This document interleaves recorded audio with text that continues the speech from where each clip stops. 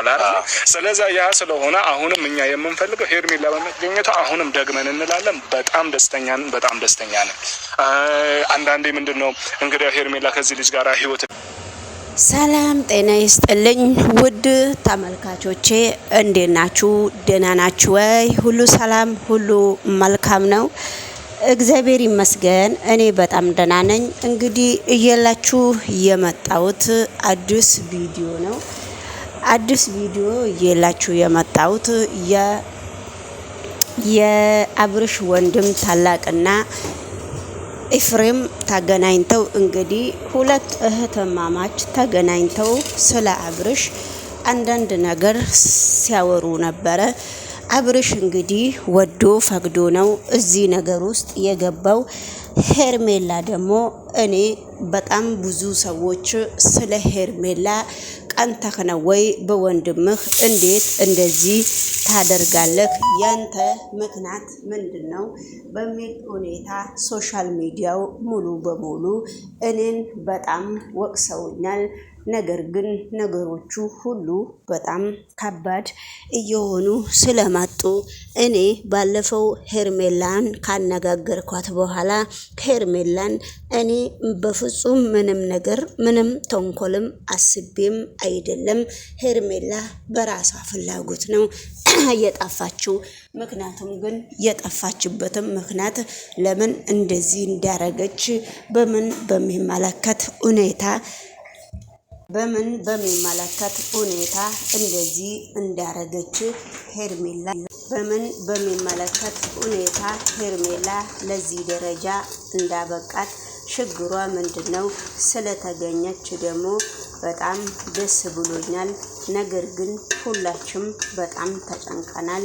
እስር ቤት ገብቼ በጣም ብዙ ነገር በህይወት ዘመኔ ኤሌካርድ ስናወራ እየቀዱን ኤሌካርዱ ከተሳሳትን ሌላ ነገር ውስጥ የሚከተል ነበረ።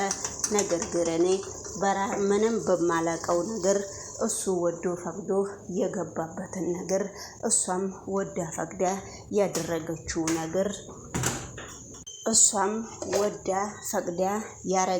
ነገር እስከሆነ ድረስ እዚህ ደረጃ አብረን እስከደረስን ድረስ ሄርሜላም አሁን ጠፍታ ስለተገኘች የጠፋበትን ምክንያት የት እንደከረመች ምክንያቷን ማብራራት አለባት። አይ ምክንያት የላትም እንደዚሁ ወጣ ገባ ብላ በራሴ ጉዳይ ነው የጠፋሁት ብላ ከሱ ጋራ ለመቀላቀል የምትፈልግ ከሆነ ይሄንንም አብርሽንም መጠየቅ እንፈልጋለን።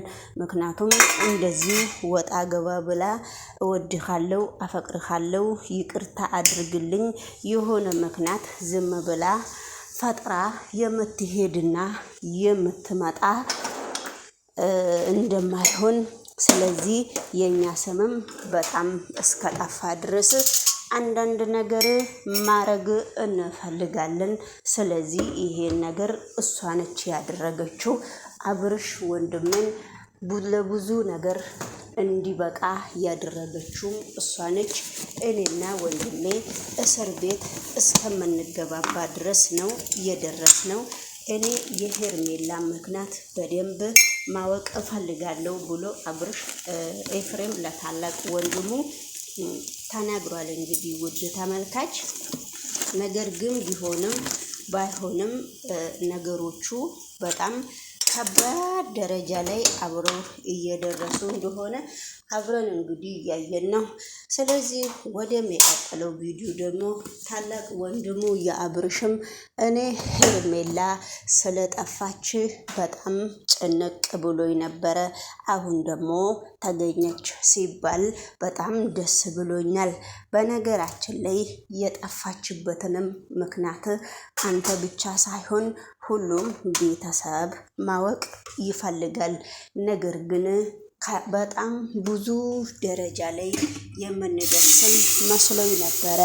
እኔ ግን ከምንም በላይ እሷ መገኘቷ ነው ያስደሰተኝ እንጂ ሌላ ነገር ምንም ነገር አይደለም። አሁን የምፈልገው የጠፋችበትን ምክንያትም እንደዚህ ያደረገችበትም ምክንያትም ሁላችንም አንተ ብቻ ሳይሆን የጠፋችበት ምክንያት አንተ ብቻ ሳይሆን ሁላችንም አብረን በጣም እስከ ጨነቀን ድረስ ሄርሜላ የጠፋችበትን ምክንያት በአንተ ብቻ ሳይሆን እኛም በደንብ ነው የምንፈልገው የእሷ ምክንያት ምን እንደሆነና ምን እንዳልሆነ አንተ ብቻ አይደለክም የምትፈልገው እኛም እንፈልጋለን ብለዋል። እንግዲህ የአብርሽ ወንድምም እንግዲህ ሄርሜላ አርግዤ ነው፣ ስለዚህ ስላረገዝኩ በጣም ከቤተሰብም ከናንተም ግራ ገብቶኝ ነው እልም ያልኩት ብላ ተናግራለች። እንግዲህ የሄርሜላ ቡጥቡጥ የሄርሜላ አነጋገር አብርሽን ትዳሩን ምን አርግታ እንዴት አርግታ እንደበጠበጠችና በምን ምክንያት እንደዚህ እንዳረገች በምን ምክንያት እንደዚህ እንግዲህ እሱን ትንሹ ልጅም ሳያድግ ልዑል ነው ማን ነው ሳያድግ ቡቹ ሳያድግ እሷ ይሄንን ነገር በመካከሉ አብረው ከሩታ ጋራም እየተገናኙ ከማንም ሰው ጋራም ሁሉም ሰው ተከታታዮቹም እንግዲህ ቀጥሉ በሚል ሁኔታ እሷ እንግዲህ ፎን ብላ ገብታበት አሁን ደግሞ እልም ብላ ጠፍታ እልም ብላ በራሷ መንገድ አንተ ስለተጨናነቅ ነው የመጣሁት እንጂ ምንም ነገር በጣም ግራ ገብቶኛል ብላለች። እንግዲህ ወንድማማችም እንግዲህ የእሷ ከባድ ነገር ነው የሄርሜላ የሰራችው ነገር እኔ በአሁኑ ሰዓት ጥሩ አይመስለኝም። እና ወንድሙ እንግዲህ አብርሽ ደግሞ በጣም ሴት አፍቃሪ በጣም በቃ ለፍቅር ላገኘው ሴት ሟች እስከሆነ ድረስ እንግዲህ ውድ ተመልካች ሟች ነው። በቃ በጣም ነው የሚያፈቅረው፣ በጣም ነው በቃ የሚያዝነው። በጣም የሱ ነገር ከባድ ስለሆነ እንግዲህ አፈቀራት፣ አለቀሰ። እሷ ደግሞ በሚወድ ሩታም ልጁን ይዛ ልጄን ቡቡ ጋር እንሂድ ምናምን ወደ ልጁ ብላ ሩታም እያካበደች ስለሆነች ቆይ እስቲ ሩታ ብቻ እንዴት እሱን ወደ ልጁ ትላለች ሩታ ብቻ በማለት በሚባለው ሁኔታ አባባል አለ አይደለ? ስለዚህ እንግዲህ ይሄ አባባል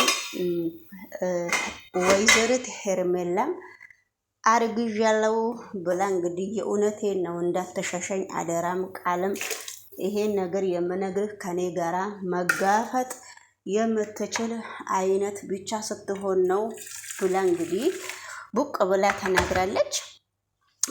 አሁን ሁለት ወንድማማችም እንግዲህ ኤፍሬምን በቀላሉ የሚፋታቸው እስካልሆነ ድረስ እነኚህ ልጆች ተራቅርቀው እንዳይኖሩ በማለት እንግዲህ ወንድሙም በእነሱ መካከል ገብቶ አንዳንድ ነገር ለማለት ስለፈለገ ነገሮቹ የሚመጡት ነገሮች ሁላ አንገትን አነቅ የሚያደርግ አንዱ ለአንዱ አንዱ ለወንድሙ አንዱ ለምን የማይባል ነገር እስከሆነ ድረስ ስለዚህ እንግዲህ ምንም ማድረግ አይቻልም ማለት ነውና እንግዲህ ውድ ተመልካች በጣም ከባባድ ነገሮች ላይ እየደረሱ ነው።